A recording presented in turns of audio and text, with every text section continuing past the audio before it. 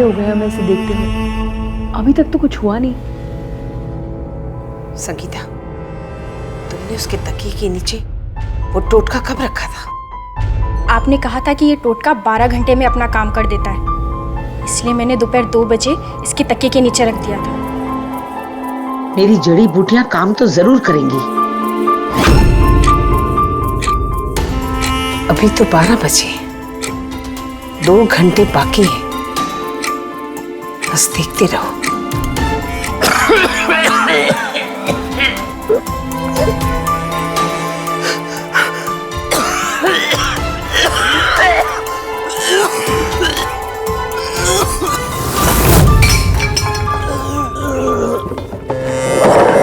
मैंने कहा था ना, मेरा वार कभी खाली नहीं जाएगा।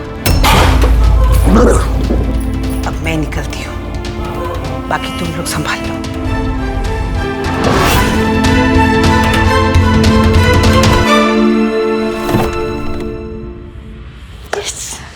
मर गया।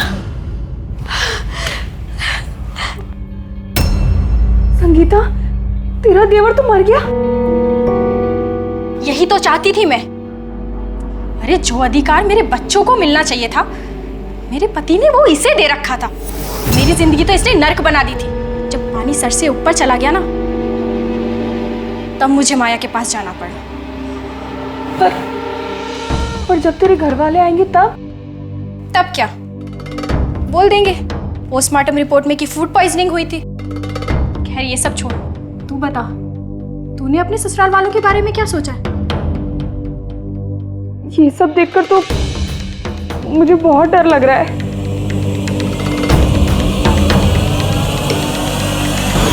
क्या सच में रूपा को डर लग रहा था? बड़े बुजुर्ग कहते हैं कि संगत से दिमाग का विकास होता है। बुरी संगत इंसान को अपराधी बना सकती है। अगर हमें इस बात का अंदाजा नहीं कि हम जिन लोगों के साथ उठ बैठ रहे हैं वो सही है या नहीं, तो ये संगत जुर्म का रास्ता भी खोल देती है। माया, संगीता और रूपा की ये तिकड़ी एक के बाद अब दूसरे गुनाह को हवा दे चुकी थी और निशाने पर थे रूपा के ससुराल वाले, उसकी ननद, उसकी सास और यहाँ तक कि उसका पति। Thank you. सुनिए, वो मैंने कल एक साड़ी पसंद की थी, सिर्फ 7,000 की है। आप कहें तो मैं ले लूं? मुझे वैसे भी इतने वक्त से। रूपा, मैंने तुम्हें कितनी बार बोला है कि मेरे पास इन फालतू की चीजों के लिए ना बिल्कुल भी पैसे नहीं है। अरे वैसे घर में इतने खर्चे, तुम्हें बात नहीं समझ में आती क्या? भैया,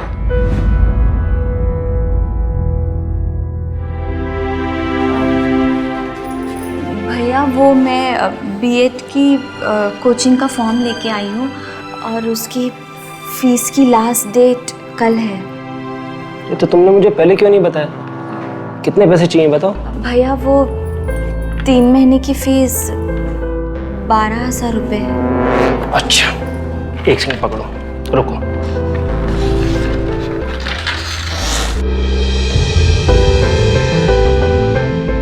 ये रखो पैसे, और आगे से किसी भी चीज के लिए झिझकना मत, ठीक है? और सुनो, बस में जाने की कोई जरूरत नहीं है। मैं भी जाते हुए ऑटो वाले से बात कर लूंगा, वो रोज तुम्हें ले जाया करेगा और वापस घर पे छोड़ दिया करेगा। चलो अभी मैं चलता हूँ, शाम को बात करते हैं, ठीक है? Bye bye.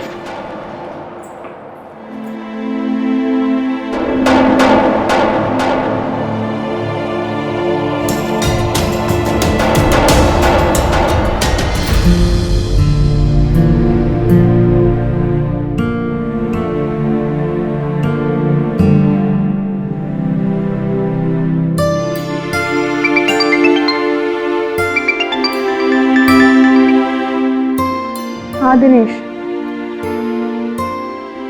क्या आपको 50,000 का बोनस मिला है? सच में? मुझे तो विश्वास नहीं हो रहा। आपने नैनीताल की टिकट बुक भी करा ली? हाँ हाँ, आप चिंता मत करो, मैं सारी पैकिंग कर लूंगी शाम तक। हाँ, माजी और मनीषा भी साथ चल रहे हैं? हाँ नहीं, हाँ ठीक है।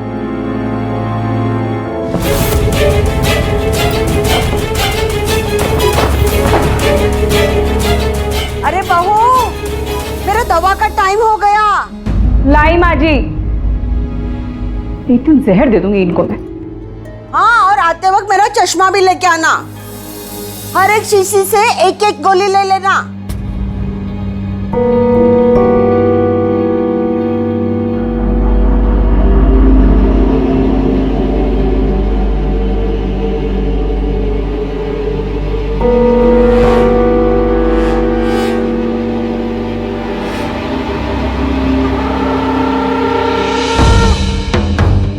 सब में से एक एक गोली।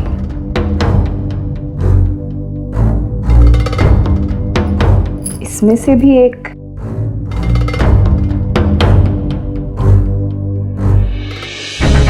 इसमें से भी।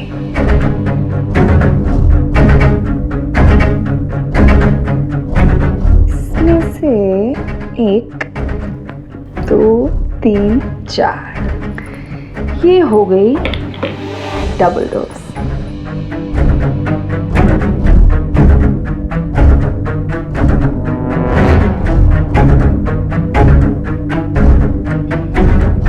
माँ जी, आपकी दवाई। अरे मेरा चश्मा तो दे दे पहले। माँ जी, मैंने चश्मा बहुत ढूंढा, मिला ही नहीं। आप पहले दवाई तो ले लीजिए, मैं देखती हूँ।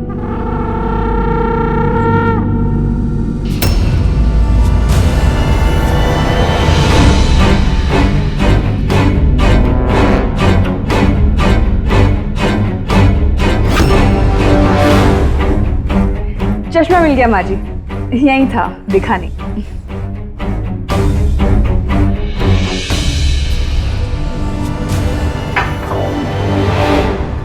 हाँ माँ जी, मैं बाजार जा रही हूँ, कुछ जरूरी सामान लाना है। आपको कुछ चाहिए?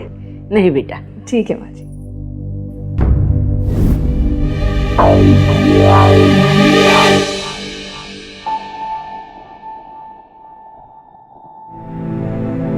दिनेश, ये क्या हुआ माँ जी को?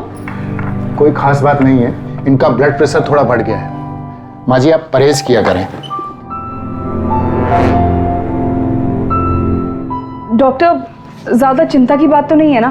कल हमारे साथ नैनीताल घूमने जा रही हैं। ऐसी हालत में मैं इन्हें सफर करने की इजाजत नहीं दे सकता।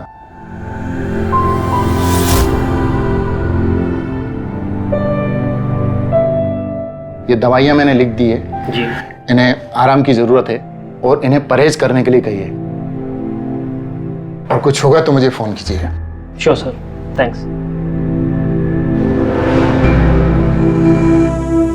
माँ, आपको कितनी बार बोल रहा है कि आप परहेज किया कीजिए, और रूपा तुम माँ का ख्याल नहीं रख सकती क्या?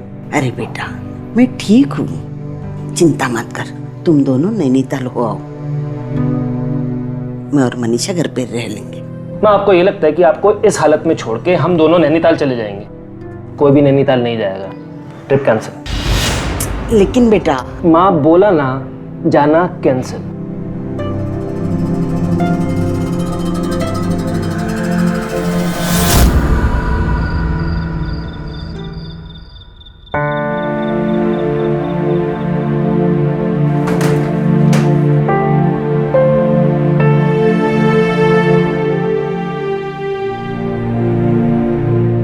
बेटा। माँ, आपने बुलाया? हाँ बेटा, आओ बैठो। ये प्लॉट के पेपर है।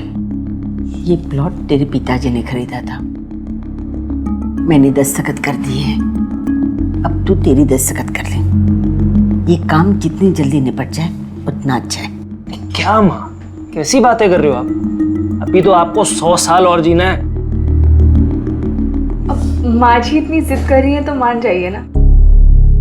तुमसे किसी ने राय मांगी थी क्या? नहीं, वो मैं तो बस। तो तुम चुप रहो, बीच में मत बोलो। अच्छा माँ, मैं क्या बोल रहा था कि ये प्लॉट हम मनीषा के नाम पे लगाते थे। भैया, इसकी क्या जरूरत है?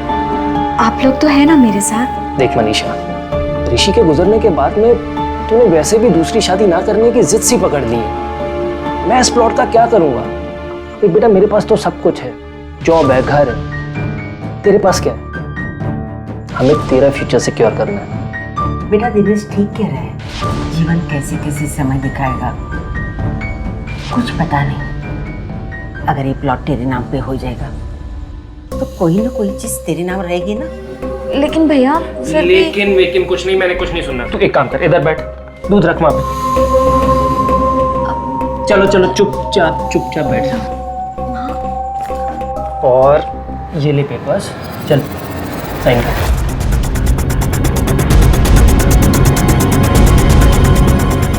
हाँ बेटा,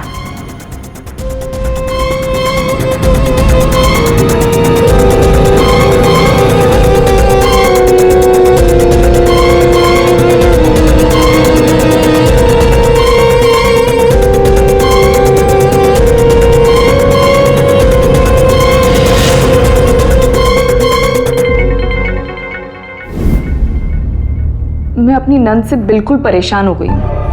वो मेरे पति की इतनी चहेती हो गई है कि मुझे लग रहा है वो धीरे धीरे मेरा सब कुछ छीन लेगी। तो तू मुझसे क्या चाहती है? माया, जिस तरह तुमने अपनी घातक जड़ी बूटियों का इस्तेमाल करके संगीता के देवर को रास्ते से हटाया है, मैं भी अपनी नंद को रास्ते से हटाना चाहती हूँ, हमेशा के लिए। सालों पहाड़ों पे अपनी जान जोखिम में डाल के इन जड़ी बूटियों की खोज की है मैंने। इनकी कीमत जानती हो? जानती हूँ, संगीता ने मुझे बताया था। ये ले। इसे किसी भी खाने या पीने की चीज में मिलाकर अपनी ननद को दे देना, और फिर 12 घंटे के अंदर खून की उल्टियां करने लगी।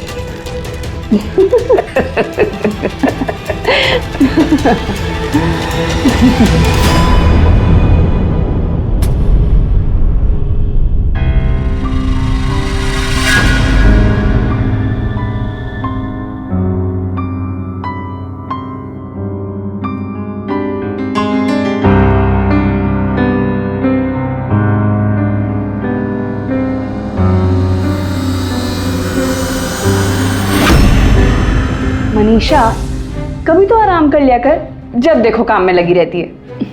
अच्छा चल छोड़िए सब काम, आज दोनों ननंद भाभी साथ में बैठ के चाय पियेंगे। आजा।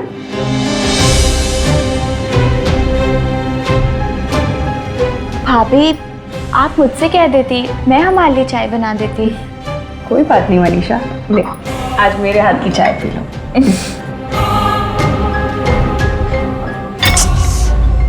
ये बाल भी ना बहुत परेशान करता है। बांध के रखा करो ना, चाय पियो। अरे रूपा, जी जरा जल्दी आओ यार, मुझे फाइल चाहिए। जी आई, मैं आती हूँ। हाँ? तुम चाय पियो। हाँ।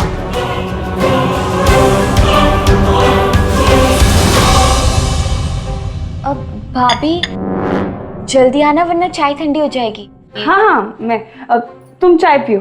जल्दी आओ यार, फाइल चाहिए। आई।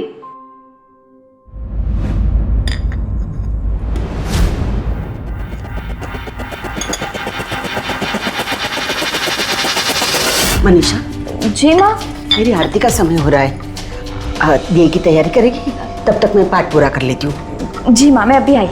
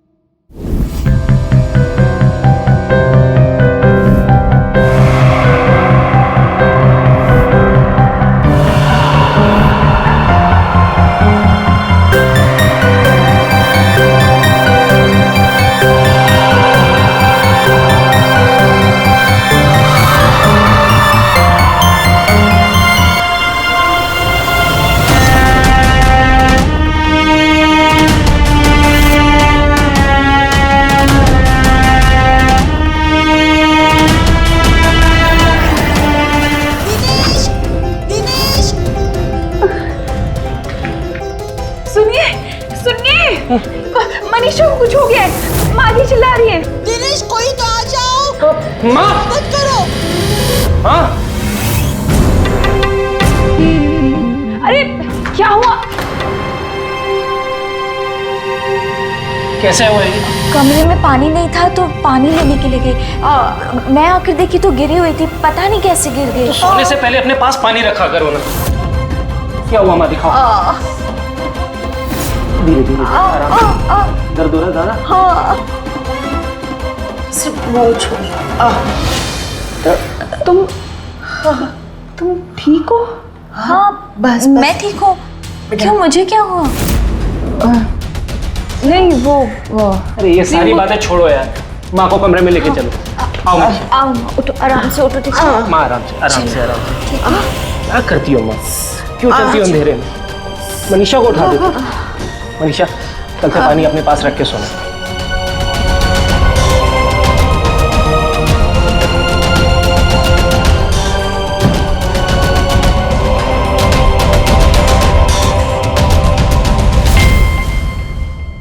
Police inquiry? ये तो क्या कह रही है संगीता?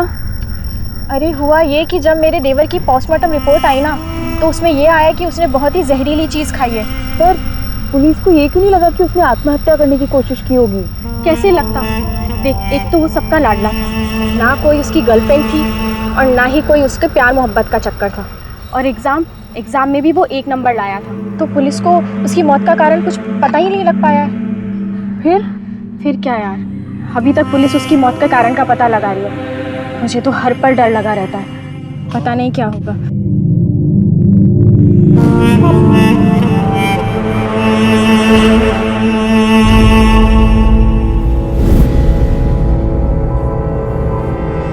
अगर तेरी ननद ने चाय नहीं पी तो क्या हुआ, मैं दूसरी खुराक दे देती हूँ।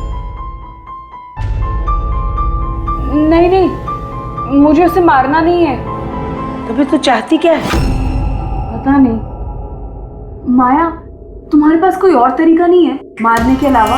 उपाय तो है, लेकिन वो वशीकरण का है।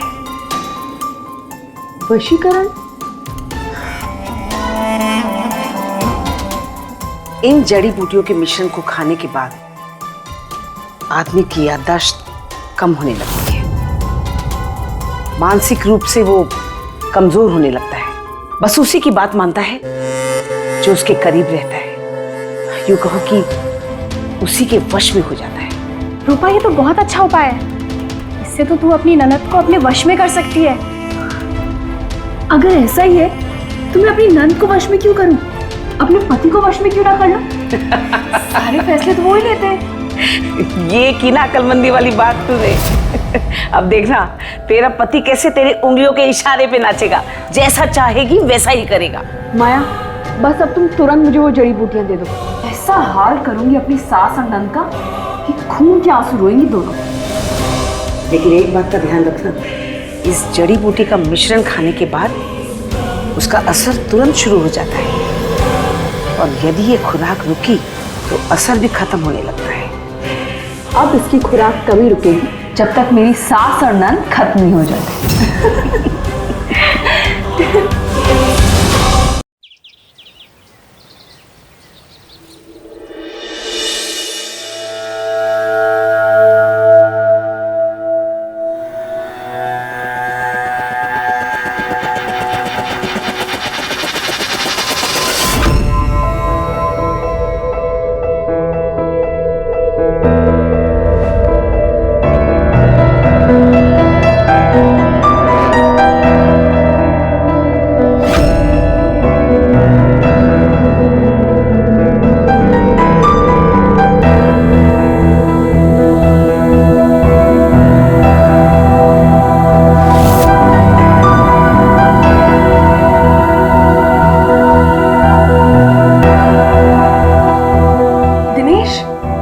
दिनेश उठिए, लेट हो रहा है।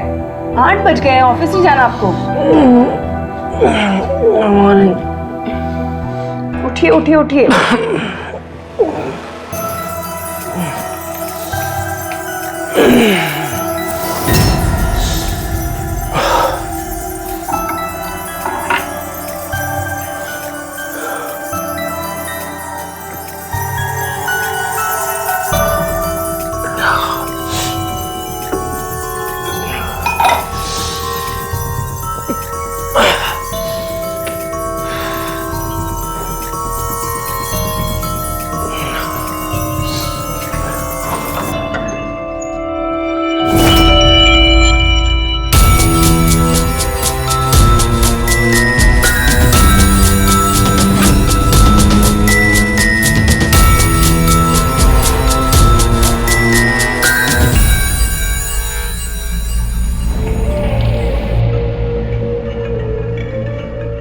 बताइए भाभी, मैं आपकी कुछ मदद कर दूं? अरे नहीं नहीं, सब हो गया। तू बस ये प्लेटें लगा दे, मैं तेरे भैया को बुला के लाती हूँ, ठीक है?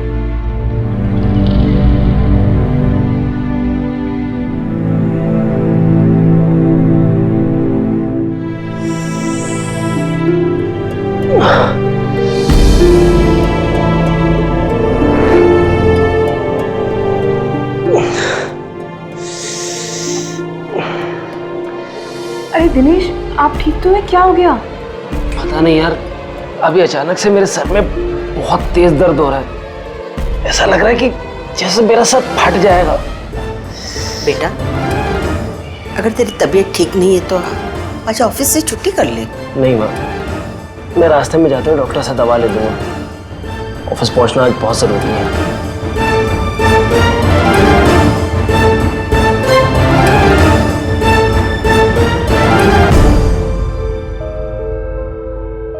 मनीषा, हाँ माँ। वैद्य की दुकान से मैं तेल लाई हूँ। सुबह तेरे भैया के सर में बहुत दर्द था ना? हाँ शाम को जैसे ऑफिस से आएगा ना, उसके सर पे ये तेल लगा देना। ठीक है। याद करके।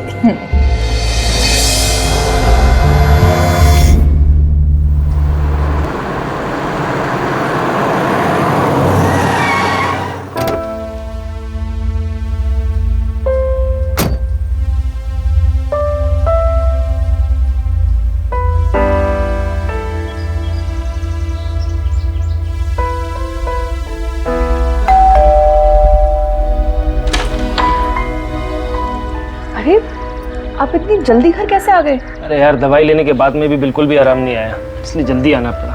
बहुत सर दर्द हो रहा है। अच्छा आइए, मैं आपके बाम लगा देती हूँ। अब बिल्कुल चिंता मत कीजिए, मैं बाम लगा रही हूँ ना, थोड़ी देर में आपका सर दर्द बिल्कुल ठीक हो जाएगा। पता नहीं यार क्या हो गया मुझे, सर इतना फट रहा है मेरा कि डॉक्टर से दवा लेने के बाद में भी मुझे चक्कर आ रहे हैं। अच्छा सुनिए, वो कल आपने मुझे टेली ब्रांड से एक साड़ी खरीद के दी थी, वो कितने की थी? पता नहीं कितने की थी, मुझे याद नहीं आ रहा। अच्छा ये तो याद है ना कि मुझे साड़ी खरीद कर दी थी? अरे अब तुम कह रही हो तो जरूर दिलवाई होगी। अच्छा छोड़िए ये सब। आप जानते हैं आपको ये सर दर्द ना मनीषा के तेल की वजह से हो रहा है। हाँ, उसने कल जबरदस्ती आपको तेल लगा दिया था। आपने इतना मना किया कि मैं दवा खा लूंगा, पर वो मानी ही नहीं। अरे तो जब मैंने उसे मना किया था तो उसने क्यों जबरदस्ती मेरे सर पे तेल लगाया? और आप जानते, मैंने तो सुना है कि अगर सर दर्द ठीक ना हो ना तो माइग्रेन भी हो सकता है, और अगर दिमाग की नसों को कुछ हो जाए तो आदमी पागल भी हो सकता है। भैया,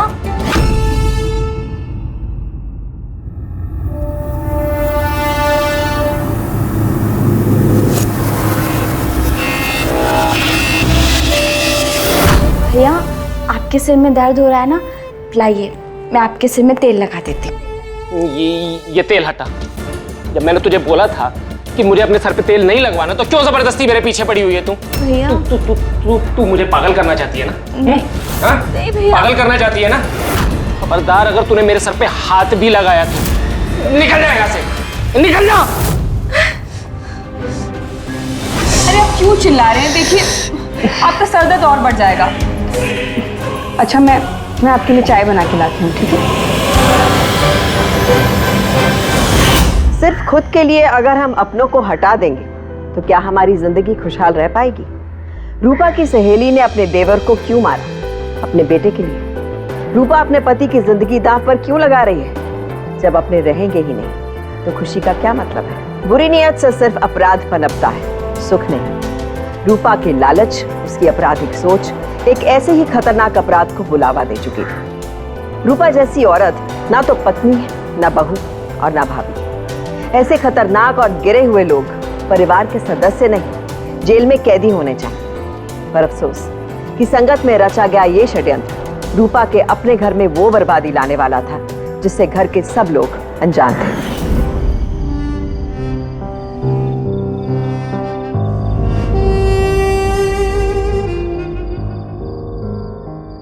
मनीषा,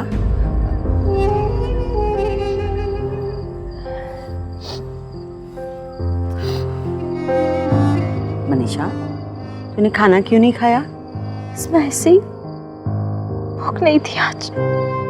देख बेटा, भैया की बात का बुरा नहीं मानती, वो तो तुझे जान से भी ज्यादा प्यार करता है ना? वो अपनी दर्द से पहले से परेशान है, अनजाने में गुस्सा किया होगा, भूल जा बेटा।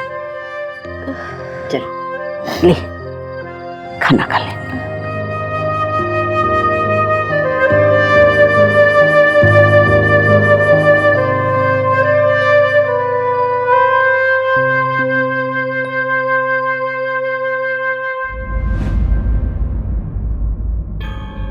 क्या माँ, सुबह के 11 बज रहे और आपने अभी तक नाश्ता नहीं किया? चलिए नाश्ता करिए जल्दी। बस इतना पार्ट खत्म कर देती हूँ। नहीं माँ, बंद करिए, बाद में अरे ठीक है। ये देखो मैंने आलू के पराठे बनाए हैं। आइए।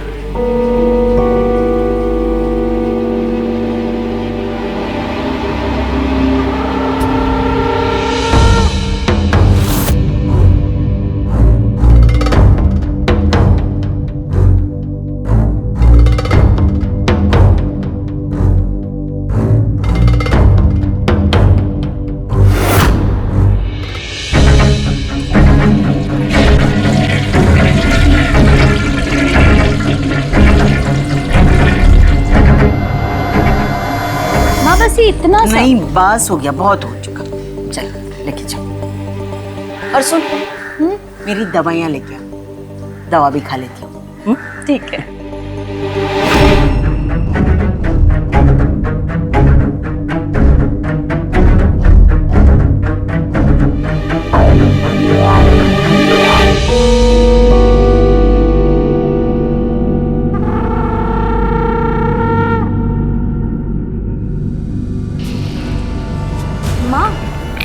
माँ, आपकी कितनी सारी दवाइयाँ खत्म हो गई, आपने बताया भी नहीं। देखो। अरे मुझे तो लगा और 2-3 दिन निकल जाएंगे। माँ, आपको ना ठीक से दिखाई भी नहीं देता है। आप भी ना अपनी सेहत का बिल्कुल ख्याल नहीं रखते। देखिए कितने कमजोर हो गए हैं। तुम क्या शुरू से मेरा इतना ख्याल रखती हो? हमारा रिश्ता तो हमेशा से प्यार और विश्वास का रहा है। आप मेरी सारी बात मानते हैं और मैं आपकी। अच्छा, मैं तुम्हारी सारी बातें मानता हूँ? हाँ, और देखिए ना, इतना प्यार और विश्वास होने के बावजूद आप कभी खुश नहीं रहते। मैं खुश क्यों नहीं रहता? आपकी माँ और आपकी बहन बहाने मार के आपसे पैसे जो ऐंठती रहती है, आप हमेशा मुझसे उनकी शिकायत करते हैं। क्या बहाने बनाती हैं वो? यही, घर में घी खत्म हो गया, दवाई खत्म हो गई, बीमारी का झूठा नाटक करते हैं और फिर उन्हीं पैसों से शॉपिंग करते हैं, चाट पकौड़ी खाते हैं दोनों। एक काम करती हूँ, दिनेश को कहती हूँ कि तुझे पैसे दे दे, कोचिंग क्लास से आते वक्त तू मेरी दवाइयाँ लेके आ। हाँ माँ, ये ठीक रहेगा। चल। चलो।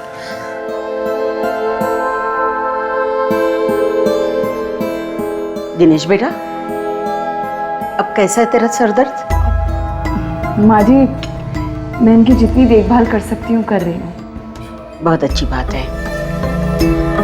दिनेश बेटा, मेरी दवाइयाँ खत्म हो गई है। हर वक्त तो तू ही लेकर आता है, लेकिन अब तू बीमार है तो बस तू पैसे दे दे, मनीषा लेकर आएगी। माँ, अपनी ये झूठी बीमारी का नाटक ना कर करके मुझे लूटना बंद कर दो। बंद करो अपनी ये झूठी बीमारी का ढोंग करना।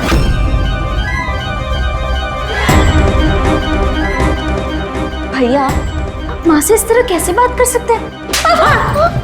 दिनेश, तू ना मेरी बातों के बीच में मत बोला कर, समझी? अब रहने दीजिए, छोड़ दीजिए, आपकी तबीयत और खराब हो जाएगी। रुपए ने बोलो मेरी आंखों के सामने से निकल जाएंगे।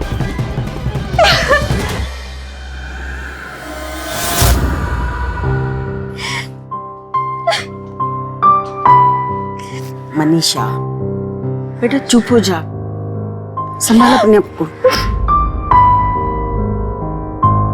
मेरी तो समझ में नहीं आ रहा है कि दिनेश के साथ ये क्या होता जा रहा है। हाँ माँ, भैया ने आज तक कभी मुझ पर हाथ नहीं उठाया। आज पता नहीं भैया को अचानक क्या हो गया। तू सच कह रही है मनीषा? मनीषा, मुझे तो बहुत डर लग रहा है। अगर दिनेश माँ जी और तेरे साथ ऐसा बर्ताव कर सकते हैं तो मेरे साथ तो वो कुछ भी कर सकते हैं। नहीं भाभी, घबराओ मत, मैं और माँ है ना आपके साथ। मैं आज ही वैद्य जी के पास जाती हूँ, शायद उनके पास कोई इलाज हो।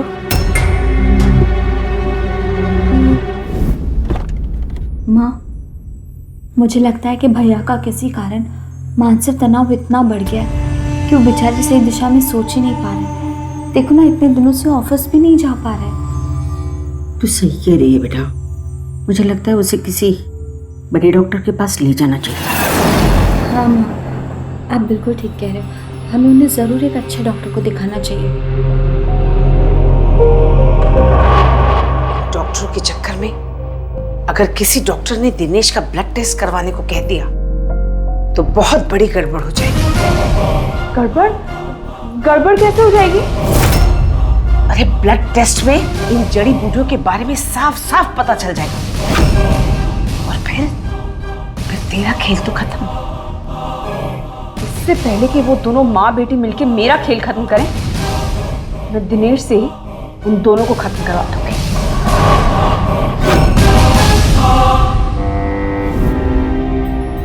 दिनेश बेटा, मैं तो बस तुमसे बस यही। मैंने अपने कानों से सब कुछ सुन लिया है। तुम दोनों माँ बेटी मिलके मुझे डॉक्टर्स के चक्कर कटवा के पागल साबित करना चाहती हो ना? हाँ माँ जी, जब इन्हें पता चला कि एक मामूली सर दर्द के लिए आप इन्हें बड़े बड़े डॉक्टर के यहाँ लेके जाने वाली हैं, तो इन्हें तो बहुत गुस्सा आया था। पर भाभी, आप ही तो कह रही थी कि दिनेश को कुछ नहीं हुआ है। वो बिल्कुल ठीक है। मैं अपने पति को पागल नहीं साबित कर सकती। दिनेश किसी डॉक्टर के पास नहीं जाएंगे। भैया, आप भाभी की बातों में आ रहे। मैं और माँ आपके दुश्मन नहीं है। हम भला आपका बुरा क्यों चाहेंगे? क्योंकि तुम दोनों मिलके इस घर को हड़पना चाहती हो, ऐश करना चाहती हो सारे पैसे की। बंद कर अपनी बकवास, पागल हो गया तू। हाँ, पागल हो गया हूं मैं। तुम दोनों ने मिलके मुझे पागल कर दिया। इसलिए तुम दोनों के लिए बेहतर यही रहेगा, जितनी जल्दी इस घर से निकल जाओ ना उतना अच्छा है। नहीं तो तुम दोनों को ना मैं धक्के मार के निकालूंगा।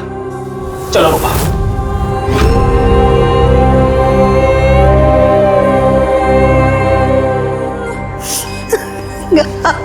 माँ तुम ठीक हो ना माँ? क्या हुआ माँ? चुप हो जाओ माँ। दिनेश की इस आवाज से मेरा दिल फटा जा रहा है। उसके मुस्कुराते चेहरे से माँ सुनने के लिए मेरे कान तरस गए। चलो हम इस घर से चले जाते हैं, वही अच्छा रहे। नहीं माँ, हम कहीं नहीं जाएंगे। ये घर तो आपके पति का है, मेरे बाबूजी का भी है।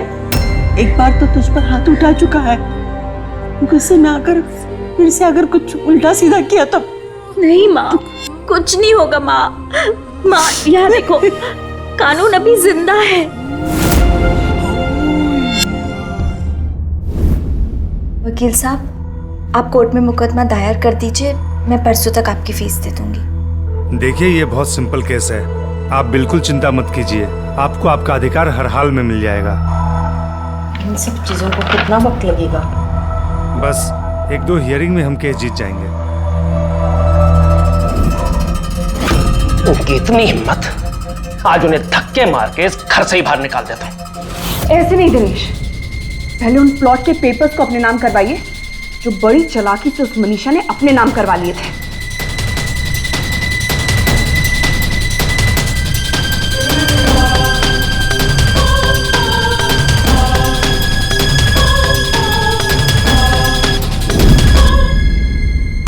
तो इन पेपर पे साइन कर रही है या नहीं? नहीं भैया, ये पेपर्स मेरे नाम हो चुके हैं। मैं इन्हें आपके नाम नहीं करूंगी। अच्छा, तुझे क्या लग रहा है कि वो वकील तुझे सारी प्रॉपर्टी का मालिक बना देगा? दिनेश, उसका हाथ छोड़ दे। माँ जी, आप बीच में मत बोलिए, समझी? बेकार में बेटे का हाथ माँ पे उठ जाएगा तो अनर्थ हो जाएगा। और सच कह रही हूँ, मुझे बहुत दुख होगा। नागी, ये सब तेरा किया हुआ है। भाभी, आज आपने ये बात कहकर कमीनेपन की सारी हदें पार कर दी। मनीषा, कमीनेपन की हदें तो अब मैं पार करूंगा। तुम दोनों सीधे तरीके से नहीं मानोगी। चल रूपा।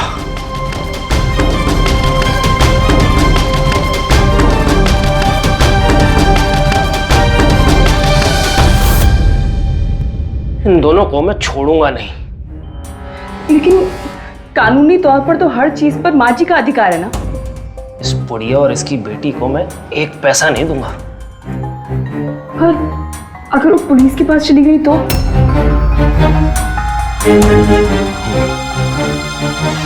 तुम ठीक कह रही हो। अगर वो वकील के पास जा सकती है तो पुलिस के पास भी जा सकती है। अब क्या करें? एक तरीका है।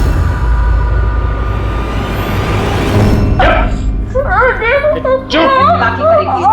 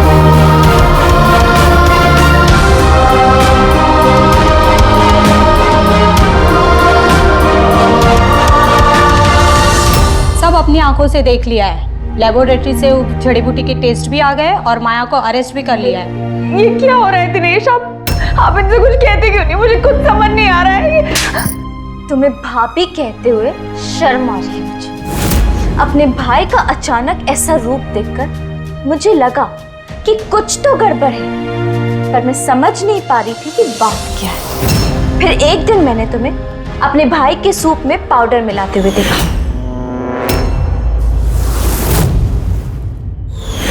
तब मेरा माथा ठनका। जब मनीषा ने ये बात मुझे बताई तब हम दोनों ने दिनेश के खाने पे नजर रखना शुरू कर दिया। और फिर हमने देखा कि तुम रोज भैया के खाने में पाउडर मिलाती हो। अब तुम सोच रही होगी कि भैया के ऊपर असर होना क्यों बंद हो गया। वो इसलिए क्योंकि हम भैया का खाना और पानी बदलना शुरू कर दिया।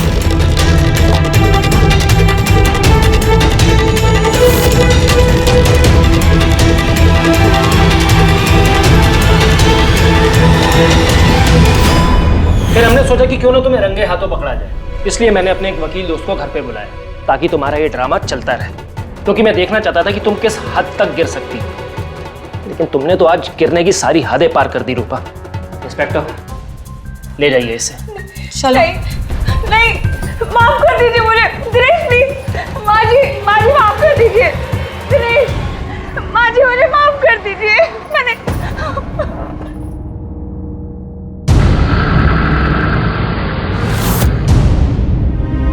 रूपा अपने सामने हुए एक मर्डर को देखकर पहले सहम गई थी। अपनी ननद मनीषा को जान से मारने का प्लान भी उसने इसीलिए बदला क्योंकि उसे लगा कि इतने संगीन जुर्म का अंजाम उसे मुश्किल में डाल सकता है। पर गलत सोच इंसान को क्राइम के रास्ते पर बहुत तेजी से धकेल देती है। ये वही रूपा थी जो इतनी जल्दी इस हद तक गिरी कि उसने अपनी सास और अपनी ननद को जलाकर मार देने की कोशिश की। दिनेश, उसकी माँ, उसकी बहन, हम सब के लिए एक सबक है। वक्त रहते हालात को भांपने की सावधानी जो इस परिवार ने बरती है, वही अपराध को एक सख्त जवाब है। इनकी समझदारी, हिम्मत और एकजुटता की तारीफ होनी चाहिए, जिसकी वजह से आज रूपा, माया और संगीता जैसी क्रिमिनल्स जेल में हैं। परिवार मजबूत है तो हम मजबूत हैं। अपनी जड़ों को काटने में नहीं, उसे प्यार और भरोसे से सींचने में ही सुख और सुकून है। अपनों के बीच खुशी होनी चाहिए, हक की लड़ाई नहीं। घर के लोगों को दुश्मन बनाने से पहले ये सोचिए कि ऐसा क्या है जो सही तरीके से हासिल नहीं किया जा सकता। गलत सोच गलत तरीके को जन्म देती है। और गलत तरीका अपराध हो। इसलिए परिवार के महत्व को समझे और उसे जोड़कर चलने की कोशिश कीजिए, तोड़कर नहीं, क्योंकि सावधानी आपकी, सुरक्षा आपकी।